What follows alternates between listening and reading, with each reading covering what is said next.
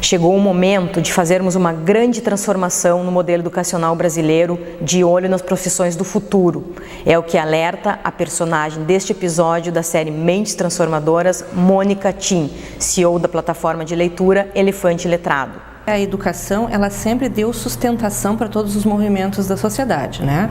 Quando a gente precisou de mais indústria, precisou equipar essas pessoas desse conhecimento mais processual, né? De maior rapidez, e se conseguiu, se teve êxito, e muita gente conseguiu em função disso. Só que, olhando para todo o tempo que o mundo já circulou em termos de transformações, talvez a gente esteja no momento em que a educação possa fazer o maior barulho de todos.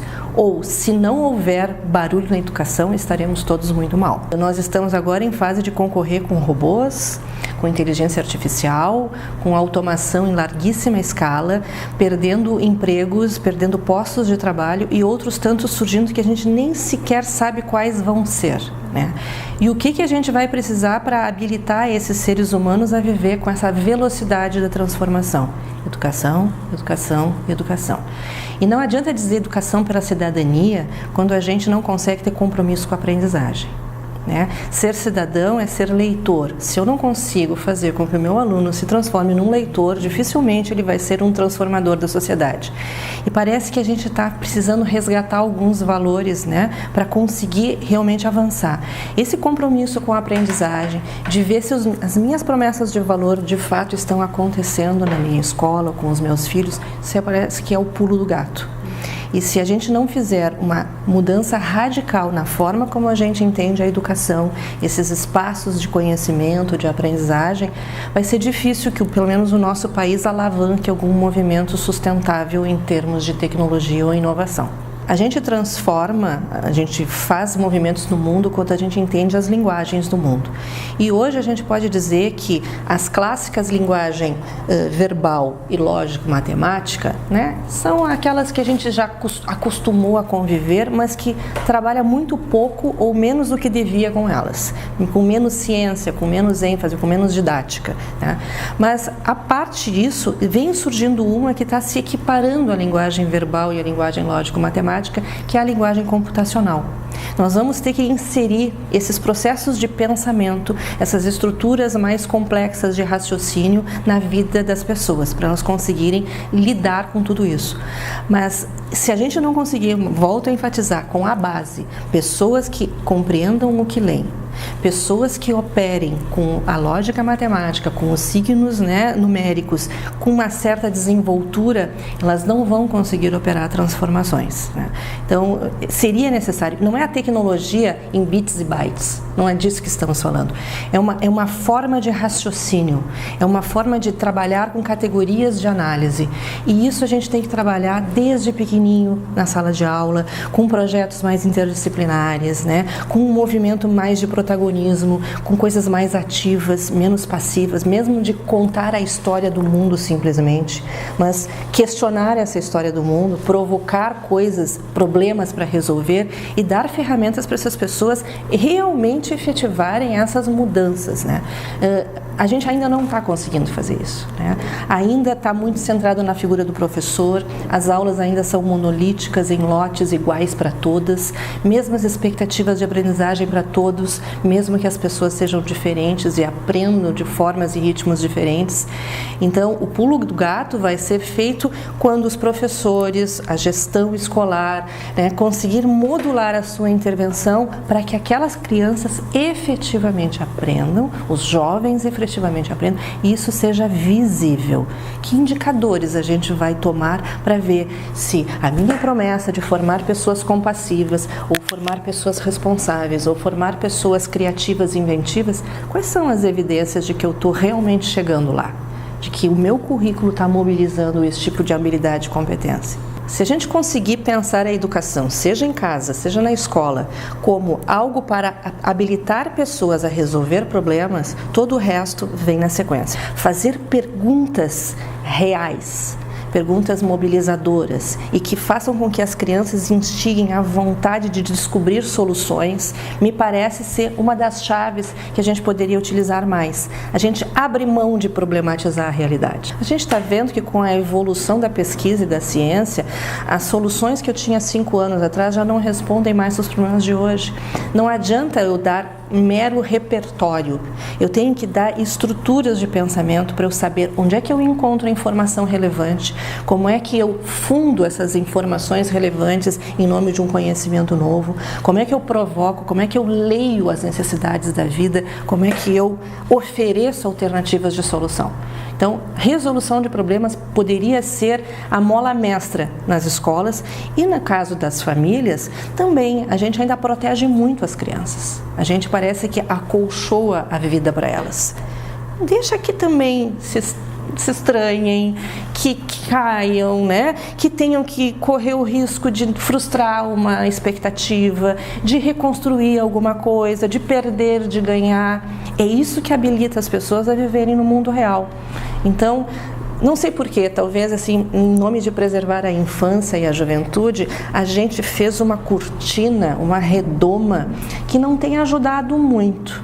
E aqueles que conseguem vencer, né, e problematizar, e instigar e provocar o protagonismo das crianças e dos jovens estão tendo resultados melhores na formação dessa nova geração. Eu tenho tido a oportunidade de viajar muito para o Nordeste, que até então era tido, né, e ainda é tido, como um lugar mais pobre, né, com menos formação de professores, com menos ciência, com menos tecnologia.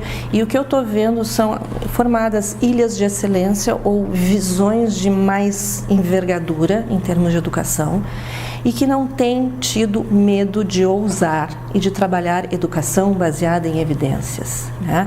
Não é robotizar a criança. Quando eu penso em se eu estou tendo impacto naquela formação, eu tenho que avaliar, eu tenho que sim acompanhar, eu tenho que verificar se eu tenho que modificar. Isso, em alguns estados do país, já parece mais normal. E eu não estou vendo ainda esse movimento acontecer de forma robusta no Rio Grande do Sul e em Porto Alegre. Não estou vendo. Eu vejo algumas iniciativas interessantes, mas parece que a gente ficou paralisado em algumas brigas ideológicas e que não nos fazem migrar para uma outra lógica de pensamento de como é que a gente organiza a educação, né? Quem conseguiu fazer isso, quem está conseguindo fazer isso, já está percebendo mudanças muito significativas, né? Os jovens com mais vontade de estar na escola, jovens com melhores resultados em avaliações, seja internas ou externas, né? E mais engajados em empreendedorismo, que é o motor da sociedade, né? Principalmente no século XXI.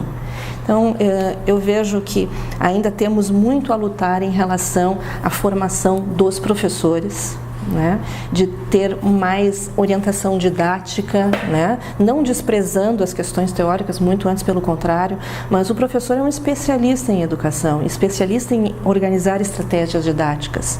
A gente precisa apostar muito nesse professor, nesse protagonista, não para ele fazer o show acontecer sozinho, mas para mobilizar essas crianças a poder usar o seu potencial máximo. Uma nação tem que se pensar estrategicamente. Às vezes a gente tem optado pelos caminhos mais fáceis, certo? Hoje no Brasil o conhecimento matemático ainda é de poucos, né? Nós não temos uma boa tradição em ciências da natureza. E aí o beletrismo que impera nas nossas salas de aula no nosso país vão fazendo com que as pessoas queiram mais fazer artes, letras como eu, né? Teatro, música, ciências sociais, direito, ou seja, as ciências da humanidade. Não é que elas sejam mais simples, muito antes pelo contrário.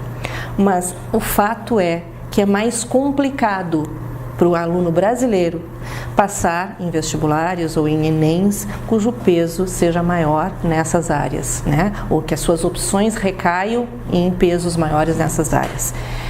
É uma pena, porque o século XXI é o século da ciência, da biotecnologia, da codificação, né, das tecnologias da informação. E tudo isso exige um pensamento lógico-matemático, uma racionalidade, sim, uma base às vezes mais cartesiana, né, mas para fazer mais criação, mais disrupção, não para ficar na caixa, mas eu tenho que me apoiar nessas linguagens, nesse jeito de raciocínio. E que muitas vezes a ciência humana que tem uma outra forma de organizar o pensamento, os seus métodos, muitas vezes faz uma disjunção. A gente tem que saber para que está estudando, o que vai fazer de impacto na sociedade, né? Enfim, isso aí é muito importante.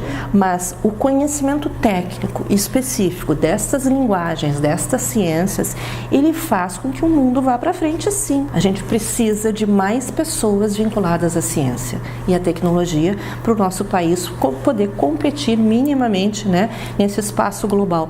Competir, não digo, até colaborar.